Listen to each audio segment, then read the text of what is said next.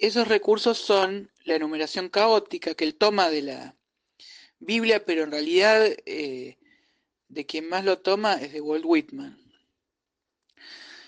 Y una serie de otras pequeñas figuras. Borges en este cuento eh, parece burlarse concretamente de Neruda, porque él dentro de sus anagramas imperfectos, bueno, tiene este personaje llamado Daneri, ¿no? Pero, y Neruda había escrito el canto general y acá hay una burla bastante cercana, canto augural. Sin embargo, en verdad, eh, bueno, como dice Montaigne, cuando nosotros nos burlamos de los defectos de los demás, nos estamos burlando de nuestros propios defectos.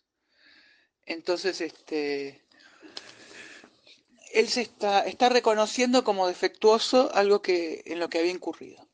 Y entonces acá es muy, muy interesante, porque nosotros tenemos esta frase que Marx en el 18 Brumario eh, es una de las citas más conocidas, ¿no? Él toma la idea de Hegel de que los acontecimientos históricos sean dos veces, y dice sí, pero la primera en forma de tragedia, grandilocuente, y la segunda en forma de farsa. Y es una idea que ya Marx había presentado mucho antes de tener ideas serias. Era como una especie de intuición, una sensación psicológica que él tenía, que las cosas eran dos veces, la primera fantástica y la segunda en joda, indigna de la primera. Eso es interesante porque en Marx, en la pequeña novela juvenil Félix un Scorpion, que escribió a la manera del Tristam Shandy, esa idea aparece en Marx primero en forma de farsa y luego seriamente como explicación eh, diferenciada, ¿no?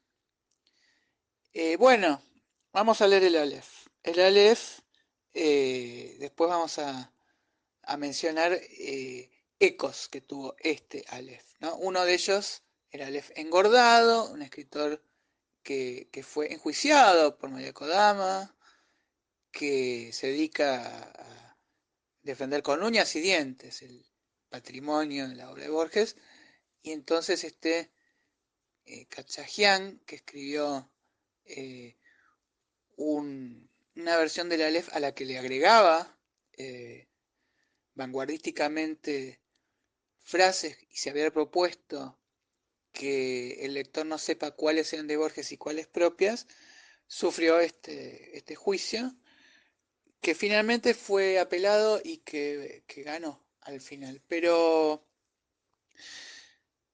bueno, en cierto sentido se pensó que se estaba colgando, digamos, de las tetas de Borges, por así decir, por citar ahora una famosa frase de Moria Kazan, y Moria Kazan jamás pidió derechos de autor. Si Moria Kazan estuviera casada con María Kodama, cada vez que decimos se cuelga de las tetas de alguien, habría que pagarle derechos de autor a Moria Kazan o sufrir un juicio.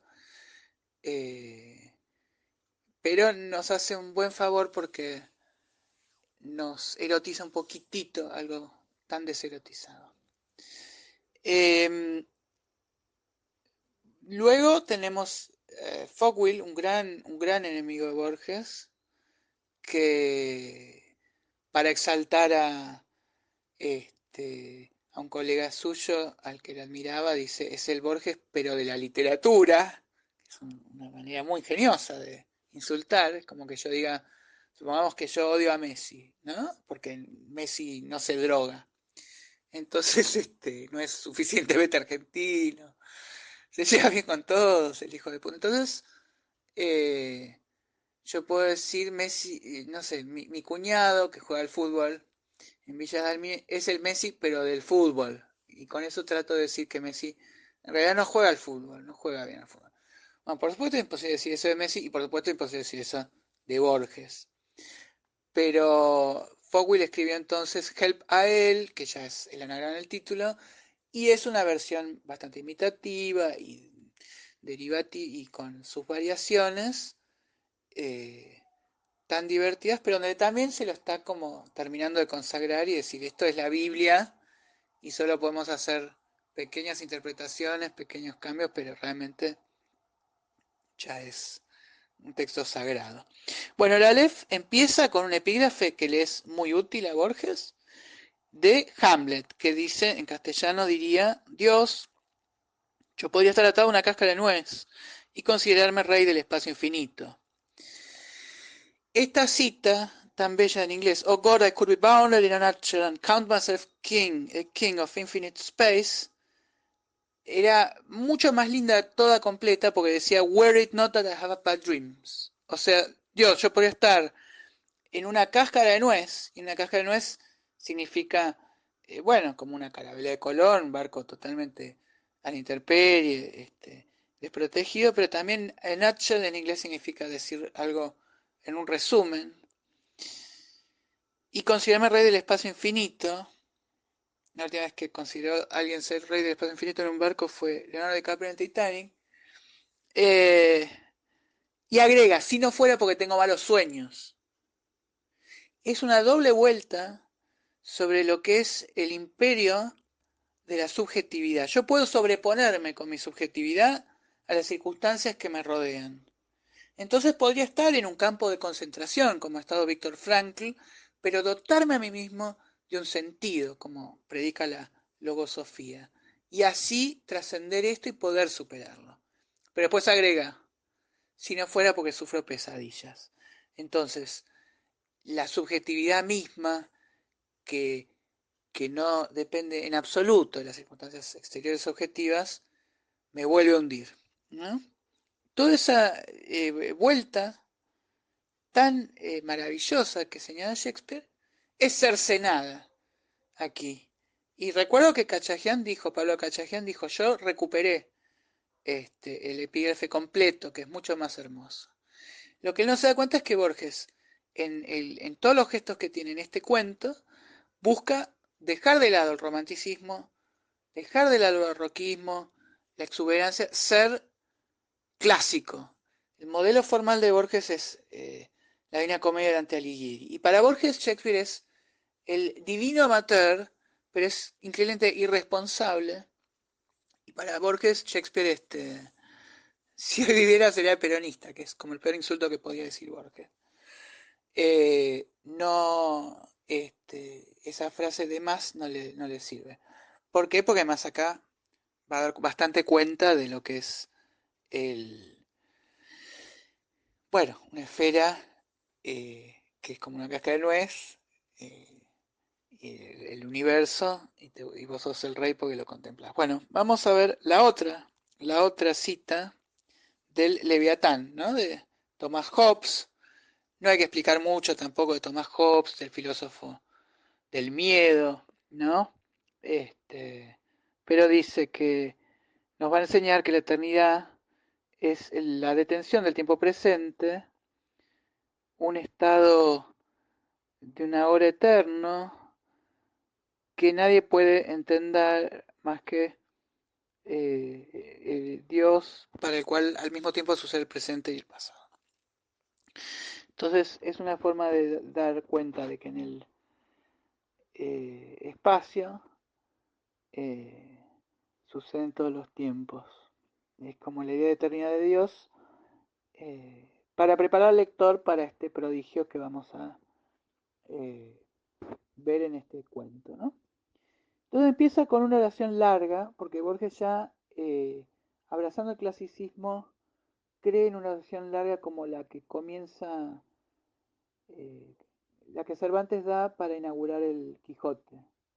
Entonces dice, la candente mañana de febrero, en que Beatriz Viterbo murió, después de una imperiosa agonía que no se rebajó un solo instante, ni al sentimentalismo ni al miedo, noté que las carteleras de fierro de la Plaza Constitución habían renovado no sé qué aviso de cigarrillos rubios. El hecho me dolió, pues comprendí que el incesante y vasto universo ya se apartaba de ella y que ese cambio era el primero de una serie infinita. Por supuesto, esta oración inicial uno lo termina y ya está dentro del cuento. Pero lo que dice esta oración Abelardo Castillo tiene un libro de ensayos que se llama Los trabajos y las noches, ¿no? y, y dice que él sueña con el abrazo imposible entre Borges y Gardel y que una justificación posible para ello es que esta frase que acabamos de ver, en realidad en esencia dice lo mismo que sus ojos se cerraron y el mundo sigue andando. Borges, al que le gustaba mucho el tango milonga, antes del tango canción, porque consideraba que era el sentimentalismo más burdo, Gardel, odiaba a Gardel. Y una vez que le preguntaron por qué odia a Gardel, dijo porque tiene la sonrisa del tirano, es decir, se parece a Perón.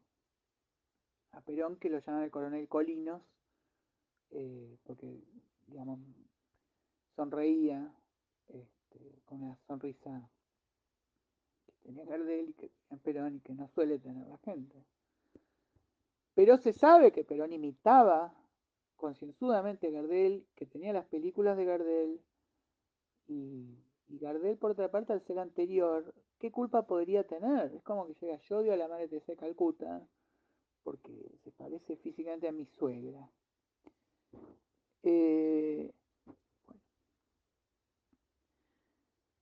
en esta oración misma vemos la palabra candente, que es una palabra que ya era un arcaísmo cuando Borges la presenta. Está bien que Borges escribió esto hace mucho tiempo atrás, pero no debemos confundir lo que era viejo antes y lo que es viejo para nosotros ahora. Y Borges ya escribía en un estilo viejo, ya había comprendido que retomar una tradición olvidada es mucho más refrescante que querer decir algo nuevo.